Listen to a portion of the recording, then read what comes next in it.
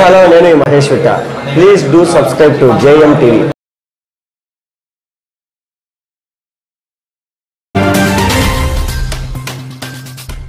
Okay, మన MLA Shivaprasad Reddy garu press మీట్లో నేను పొద్దుటూరులో వర్తకులందరినీ కూడా వేధించి చందాలేమని బాధ పెడుతున్నట్లు అందరూ ఆయనకు పోయి చెప్పుకున్నట్లు చెప్పడం జరిగింది.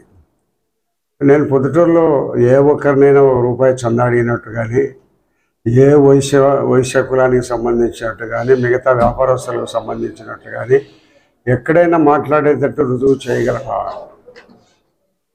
ఇప్పుడే కాదు, గతంలో నేను దాదాపు 40 సంవత్సరాలు రాజకీయ జీవితంలో నేను ఉన్నప్పుడు ఎక్కడైనా ఎవరినైనా వేధించి వాళ్ళ దగ్గర పంచాయతీలు చేసి కానీ, లేదా వాళ్ళ దగ్గర భూదందాలు చేసుకునే వాళ్ళ దగ్గర నుంచి కానీ, లేదా మట్కా గుట్కా వాళ్ళ దగ్గర నుంచి కానీ, ఎవరి దగ్గర నుంచి అయినా ₹1 తీసుకునే సందర్భం ఉంది.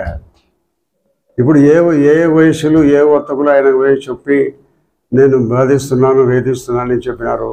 ఒక్కరిని చూపి మనం మర్చుకో. నా రాజకీయ జీవితం ఒక తెరిచిన పుస్తకం. నా రాజకీయ జీవితాన్ని గురించి పొద్దుటూరులో ప్రజలందరికీ కూడా తెలుసు. నేను వేధించేవానే బాధించేవానే అనేది తెలుసు. ప్రజలందరూ నన్ను కోరుకున్నారు కావాలని.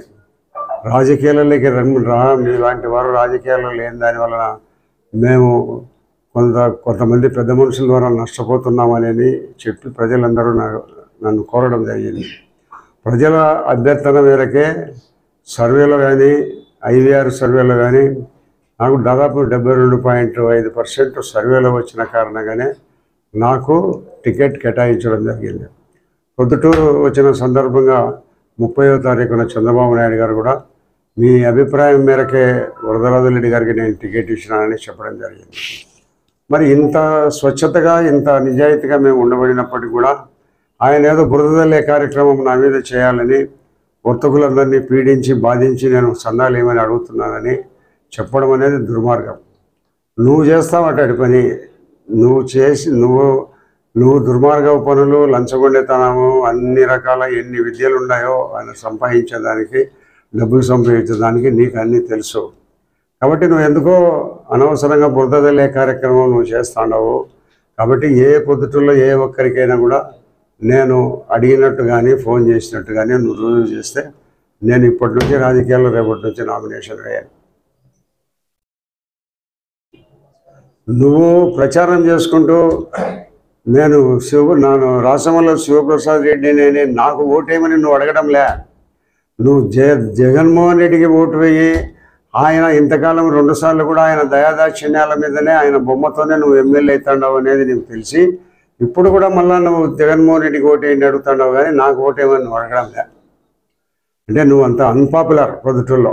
నువ్వు 2 తరంలో ఎమ్మెల్యేగా ఉండబడినప్పటికీ అంత అన్పాపులర్ అయిపోయినావు కాబట్టి జగన్మోహన్ రెడ్డికి ఓటేయమని అడుగుతున్నావు. నువ్వు డైరెక్ట్గా నాకు ఓటేయమని అడగడంలే.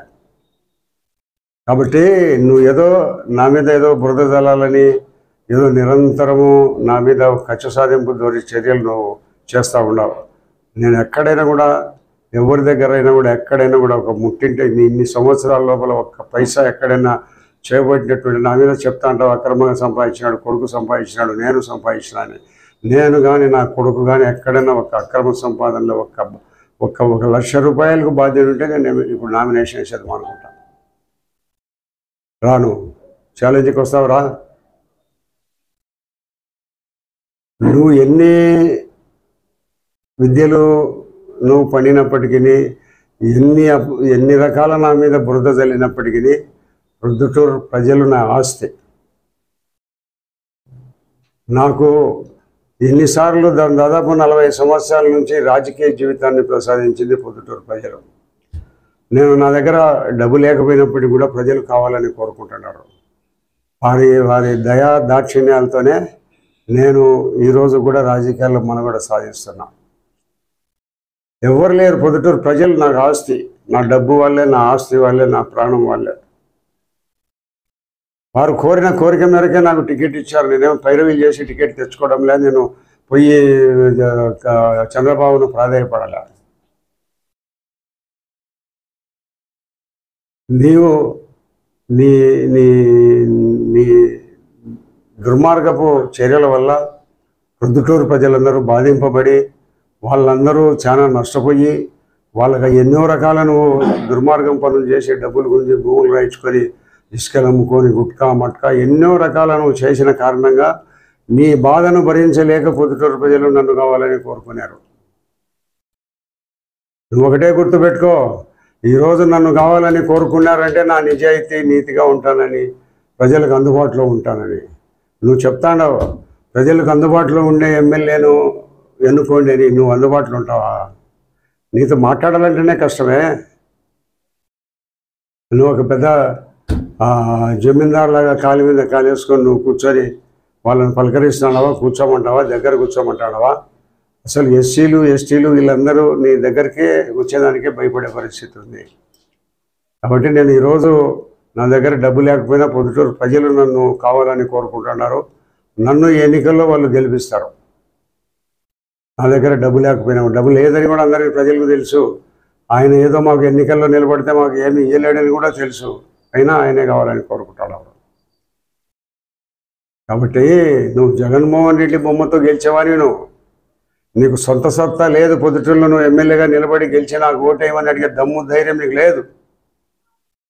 ఎంతసేపు అయినా జగన్మోహన్ రెడ్డి సాటన జగన్మోహన్ రెడ్డి బొమ్మతో ఎన్నికల్లో గెలవాలని చూస్తున్నావు. కానీ నువ్వు రాసమల్లు శివప్రసాద్ రెడ్డిగా పొద్దుటూరులో నీకు స్థానం లేదు.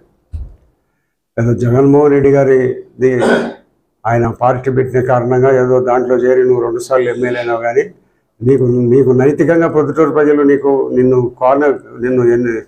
ఎమ్మెల్యేగా ఎన్నుకునే పరిస్థితి లేదు. ఈ జగన్మోహన్ రెడ్డి పార్టీ దళితులకు వ్యతిరేకమైన పార్టీ. నీకు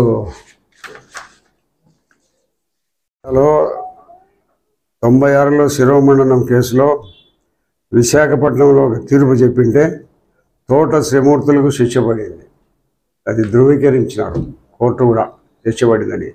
నీవు ఈ తోట త్రిమూర్తులు నీ పార్టీలో ఉన్నాడు. నువ్వు మనుషులను చంపి నీ ఎమ్మెల్సీలు డోర్ డెలివరీ ఇచ్చినారు.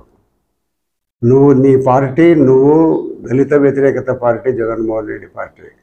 ఈరోజు దళితులందరూ ముక్తకంఠంతో జగన్మోహన్ రెడ్డి ఓడించండి అని చెప్తున్నారు. నీ సొంత చెల్లెలు షర్మిల జగన్మోహన్ రెడ్డిని ఓడించండి, ఓటు వేయొద్దని చెప్తున్నారు. మీకుగా అప్పటికి కూడా సిగ్గులాలే. నువ్వేదో షర్మిల అని మాట్లాడతావు. ఏంటి మాట్లాడతావు? ఎందుకు మాట్లాడతావు? నీ మాదిరి దోచుకోలే. నీ ముఖ్యమంత్రి మాదిరి నీ మాదిరి దోపిడీ చేయలే అమ్మ. అయినా నేను సమర్థిస్తున్నాను అని కాదు, ఉన్న వాస్తవ విషయాన్ని చెప్పదలుచుకున్నా. కాబట్టి నువ్వు ప్రొద్దుటూరు పట్టణంలో వాళ్ళ నీళ్లను పీడిస్తున్నాడు, వేధిస్తున్నాడు అని అంటే ఒక్కరిని చూపించు, నేను మానుకుంటా, ఎన్నిక మానుకుంటా. నీకు మంచిది, నువ్వు ఏకగ్రీవం అయిపోతావు. ఇట్లాంటి నువ్వు ఏమాత్రము బాధ్యత రహితంగా రాకుండా, బాధ్యతగా మాట్లాడకుండా, బాధ్యత రహితంగా మాట్లాడుతూ నువ్వు నా మీద బురద చల్లాలని నువ్వు ఎన్నిసార్లు ఎంత ప్రయత్నాలు చేసినా కూడా నాకు బురద అంటుకోదు. I am clean sheet, my hands is very clean. ఈ వీడియో మీకు నచ్చినట్లయితే లైక్ బటన్ క్లిక్ చేయండి. మరిన్ని వీడియోలను పొందడానికి దయచేసి సబ్స్క్రైబ్ చేయండి.